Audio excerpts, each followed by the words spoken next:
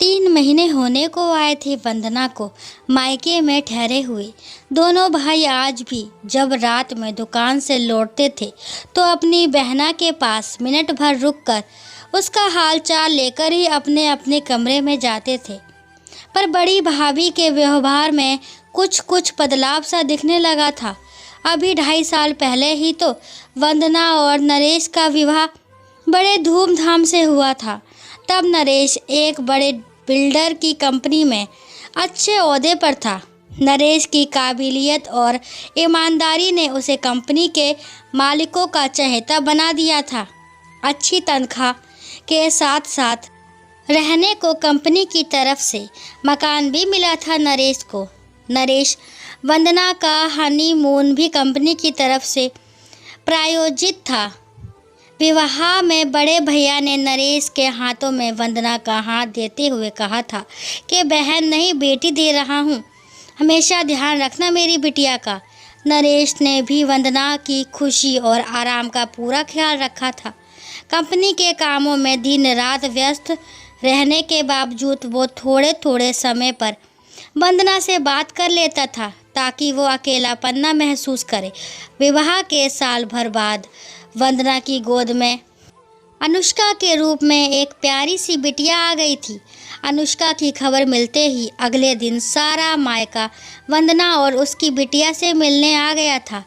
कितने सारे तोहफे लेकर आए थे सब लोग। नरेश ने घर को रंग बिरंगे फूलों से सजाया था। वंदना के एक तरफ बेहद प्यार करने वाला पति था तो दूसरी तरफ उस पर ममता लुटाने वाला मायका।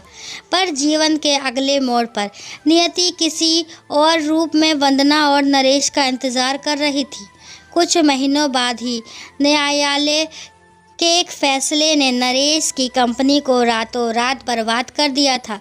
कंपनी की करोड़ों रुपए की लागत से बनी एक बिल्डिंग को गैर कानूनी करार देते हुए उसे सरकार के हवाले कर दिया था। हेड ऑफिस में बैंकों के ताले लग चुके थे और मालिकों को फरार होना पड़ा था। नरेश के पास अब ना नौकरी थी और ना घर था। विवादित कंपनी का कर्मचारी होने के कारण कोई भी दूसरा बिल्डर उसे फिलहाल अपने यहाँ काम देने को तैयार नहीं था।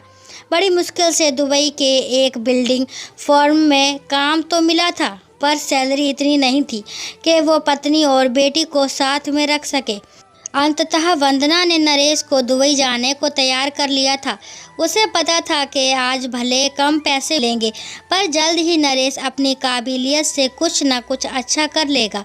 वंदना ने दोनों भाइयों से बात कर फिलहाल मायके में रहने का इंतज़ाम कर लिया था। वंदना को कहाँ पता था कि जिस घर में वो सब की लाडली थी और जहाँ उसकी छोटी सी उदासी से पूरा घर उसके इर्द गिर्द जमा हो जाता था, अब वो वहाँ मेहमान बन चुकी है। जैसे जैसे समय बीत रहा था, पड़ोसियों और आने जाने वाले मेहमानों के तीखे सवाल वंदना को अंदर ही अंदर कमज़ोर करते जा रहे थे। उधर नरेश अपनी पूरी कोशिश में लगा था क्योंकि उसे भी अपनी पत्नी और बिटिया के सम्मान की चिंता थी। पर खासकर बड़ी भाभी के पिछले 2 दिनों से बदले रवैये ने वंदना को दुखी कर दिया था। वो अपना दर्द बताए भी तो आखिर किसे बताए। अनुष्का को सुलाकर वो तकिए में मुँह छिपाए सुबक सुबक कर रो पड़ी थी।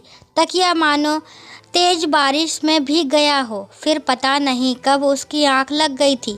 अचानक उसने अपने माथे पर किसी का प्यार भरा स्पर्श महसूस किया था। आंखें खोली तो सिरहाने पर बड़ी भाभी बैठी थी। भाभी आप? वंदना का आश्चर्य और भय से भरा प्रश्न था।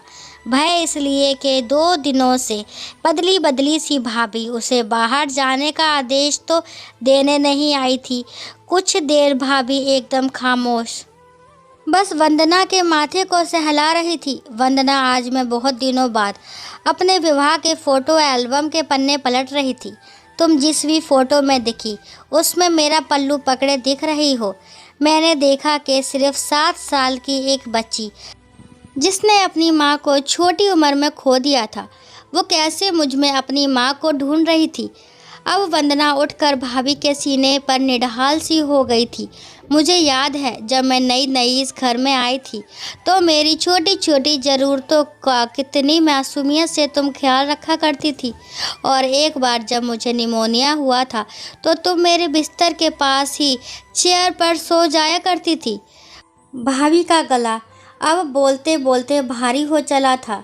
2 दिनों से स्वार्थ का शैतान हावी होने लगा था मुझ पर मेरी बच्ची, और मैं तुम्हारे भैया से तुम्हारी झूठी शिकायतें करने लगी थी।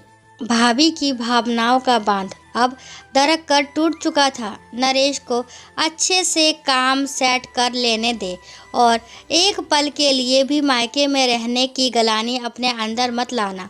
मैं तो दूसरे घर से विदा होकर आई हूँ, पर तुमने तो जन्म लिया है यहाँ, और एक बेटी अपनी माँ के लिए कब से बोझ बनने लगी थी।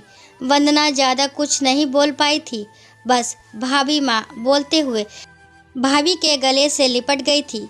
दोस्तों, आशा करती हूँ ये कहानी आपको पसंद आई होगी। कहानी पसंद आती है तो प्लीज़ मेरे चैनल को लाइक शेयर सब्सक्राइब करना ना भूलें, और इस कहानी के बारे में आपके क्या विचार हैं कमेंट बॉक्स में ज़रूर बताएं। और सब्सक्राइब करने से आपका कुछ जाता नहीं है, तो प्लीज़ मेरे चैनल को सब्सक्राइब करें और मुझे सपोर्ट करें, ताकि मैं इस तरह की कहानी आपके लिए रोज़ लेकर आऊँ, और कहानी को लास्ट तक सुनने के लिए थैंक यू।